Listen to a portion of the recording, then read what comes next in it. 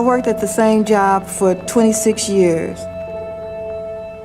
I'm a proud veteran, a mother, a grandmother. It wasn't supposed to be like this. I wasn't supposed to be jobless, homeless, hopeless. Things got so bad that I thought if I died, no one would care. How could this happen to me? Hoping that nobody would break into my car with me out here at nighttime, eating out of the trash can. I got hungry. I didn't have any money. I didn't have any job. I went back out in the market and tried to look for a job, and I would take anything at that point. I just got to the point where I just didn't want to exist anymore. It took a lot of courage for me to make that first step, and I needed the help. I needed some outside help. If it wasn't for United Way funding Employment Connection, then I probably would have checked out, and I wouldn't be here today.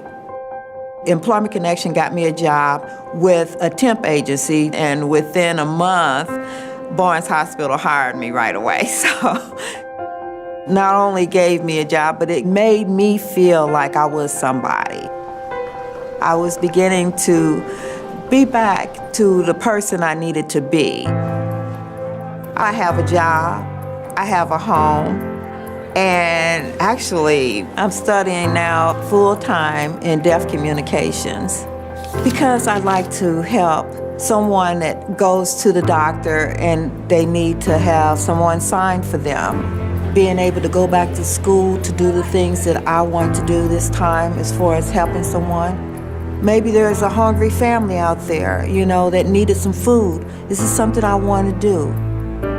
Just to see their faces and to know that they have food that they will be able to eat and not have to make the decision of medicine or going without food. I'm just happy that we're able to help other people, especially like Miss Henrietta. Hey, sweetheart, how you doing? It's a good thing because I'm happy inside that I can do something for somebody else to help them. Thank you, Miss Henrietta. Okay. I'm just one person that's trying to help. Because this is my gift, is giving back and help someone else.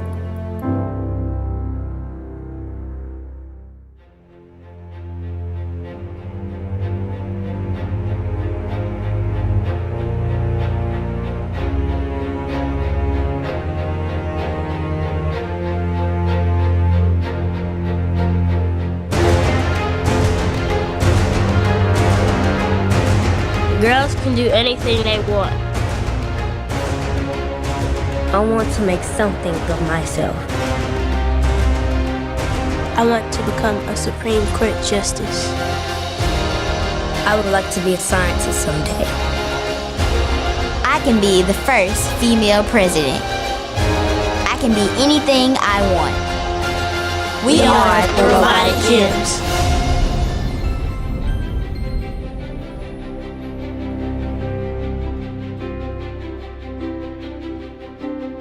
I like doing robots because I think we could actually help people with the creations that we make.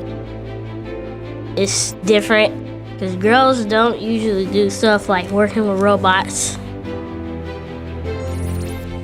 The program is mainly to introduce girls into science, technology, engineering, and math. So when I go to college, it will help me to say, oh, I know about that. With this program, we have been afforded an opportunity introducing our kids to an area or careers that they never would have thought about. We were so happy that we had accomplished it. We was just like, we put all this work into it and it just did it, oh my God. They're a very smart group of girls, and when they work together, they can get anything done. It made me proud because that was my first time engineering and programming with the robot. I was proud of myself, and I was proud of the group, and I was proud of my whole school. It makes me feel like it helps something or it's doing a great purpose. Because of United Way and the Girl Scouts of Southern Illinois, these girls are not just learning about Legos, they're learning they can be anything they want to be, and that the sky is the limit.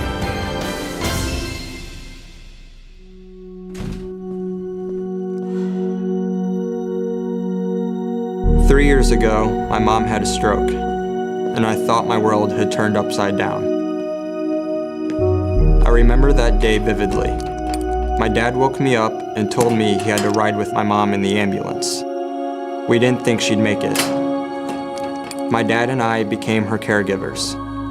Then in December, my world did turn upside down. My father died of cancer.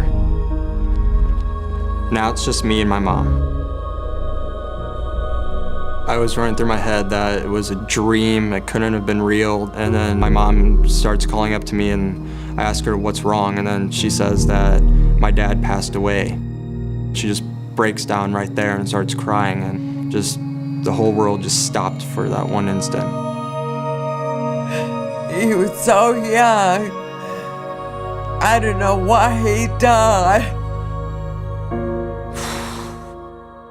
It was tough, and I started thinking about what life would be like if he was still here, that I wish I could turn back the clock and still change the events of my future, and that I could still be with him, and I'm just wanting him there, and I usually cry myself to sleep after that. I just really didn't know what to do. Where am I gonna live? Can I still go to school, or do I have to drop out? How am I gonna take care of my mom? I had all these big dreams, and I just thought they all stopped with the day he died.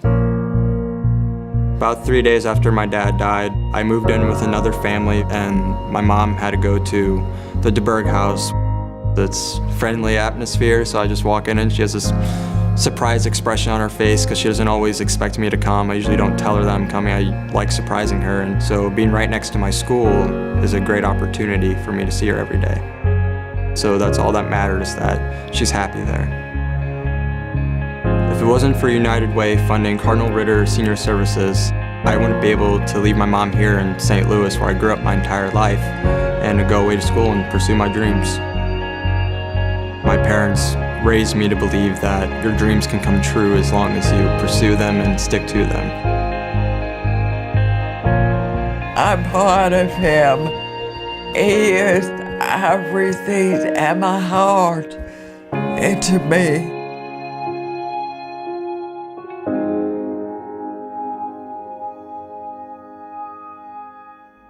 I was homeless and helpless. I made one call, and that changed everything. Please keep helping so others can pursue their dreams. Thank you for helping us. Thank you. Thank you.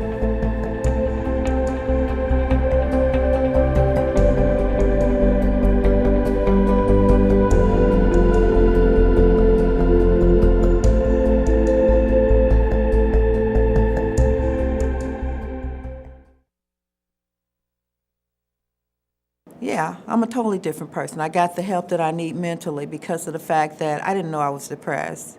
And that's what had happened. I fell in that hole. I fell in that deep depression clinically, where I just needed some help. And until I admitted it to myself and went to get the help that was offered to veterans, I don't know, I probably wouldn't be here today. When I went into the place, the first thing I told them was that I was homeless. Didn't tell them that I was sick and I needed help as far as depression. They had a person on staff, a caseworker on staff, that could identify, wait a minute, not only is this person homeless, but she's having some other issues behind that.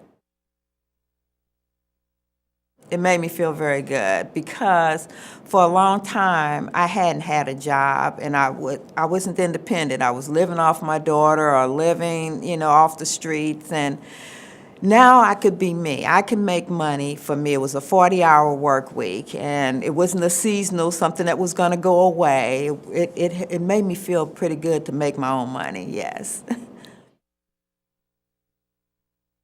I have a lot. I have actually more now than what I had before, and what I have is enough to share. I don't mind sharing with other people and doing for other people so that they don't have to be hungry, deciding on, especially like elderly people in the community, sometimes they have to decide, am I going to get medication, am I going to have food? So if I can put together a food basket for them, then they can get their medicine. They don't have to make that choice. Also, I go to the senior homes and help out with the housework or whatever miscellaneous things they may need. Sometimes it's just companionship that they need.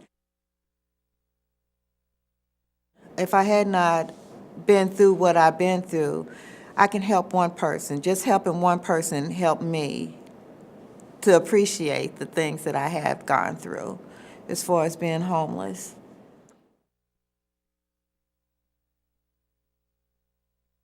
It's not just about Legos and building robots. It's about them programming. It's about teamwork, which is very important because they're going to have to know that all throughout life. But it's just getting them involved in the math and sciences and hopefully allowing them to free their minds and want to become anything they want to be. This is something that we never would have had an opportunity to do before. So I don't know how else we could have gotten into math and science and engineering if not through this program. We want to get girls involved because right now it's dominated by males. And we have a lot of smart girls out here, especially in our community. It is definitely helping them show an interest in science and math. 2 of the girls have already gone to some engineering for girls programs, and they were kind of ahead of the class because they knew what was going on, more so than the presenters. I'm learning about life obstacles too. To the robot, it overcomes the obstacles in life. So this kind of like my life. I'm overcoming obstacles and jumping through hoops and doing different things with my life. I definitely saw a change in their behavior and how they did their work because they are my students, so I see them outside of the robotics team, and they were totally different kids, totally different, and the other students actually look up to them.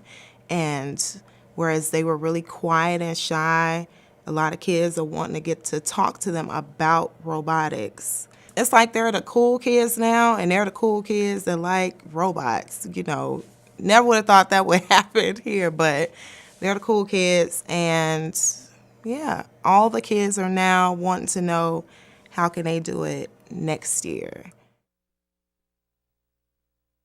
I knew what a stroke was. My grandpa had 2 of them. The second one he died from, so my first thought was that my mom was dead, and I couldn't handle that at the moment. It was just the hardest thing. Basically, my mind was telling me that my mom was dead and you have to move on with your life and that all you have left is you and your dad and nobody there to help you. To that day, to that point, it was the worst day of my life. She can walk pretty well with a limp. It just, anybody looking down the street, they just think that she was in a bad accident. She just had just a limp, and then she has aphasia, which means her words get jumbled. Like, she means to say one word, but another word comes out. That used to be she wasn't understandable at all, but now you can understand almost every word she says. The transition of going from the person being cared for and the caregiver was kind of monumental for me. Just, I've been the baby my entire life, and I've been given everything, and then all of a sudden, I had to grow up and take care of somebody else. It was just kind of like a jolt, basically, of like 1,000 volts of electricity, just saying, just like, boom. You have to think of somebody else other than yourself for once. I do believe it shaped me. I believe I become a better person, a nicer person, kinder, more humble. I don't take anything for granted anymore, that's for sure. Around November of 2011, my dad told me he had colon cancer, and then he went and got treated for that, and then it wasn't until May that I found out that it was stage 4 liver cancer, because my dad kept it a secret. I didn't know what it was, and then somebody finally told me that it was the worst stage of cancer and that you really can't live from it. That's when my whole world tore apart, just realizing that my dad won't be there in the future, like long-term down the line. I miss him very much every day. There's not a day I go by thinking that what life would be like if he was still here, and just want him next to me and give me advice, like all the advice fathers are supposed to give their sons. I miss his laugh and all of his stupid jokes that he would come up with, and all the black and white movies. Try to get me watched, but I wouldn't watch them, and then him cheering from the sidelines from when I'd be out swing dancing, or him in the front row when I was on stage for a play or something. I believe my dad would think that he's very proud of me and that I'm becoming the person he wanted me to be, that I'm still living my life. Even though he's gone, he wouldn't want me to stop my life, and that I'm looking after my mom for him, and that I'm still doing all the things he would do with her.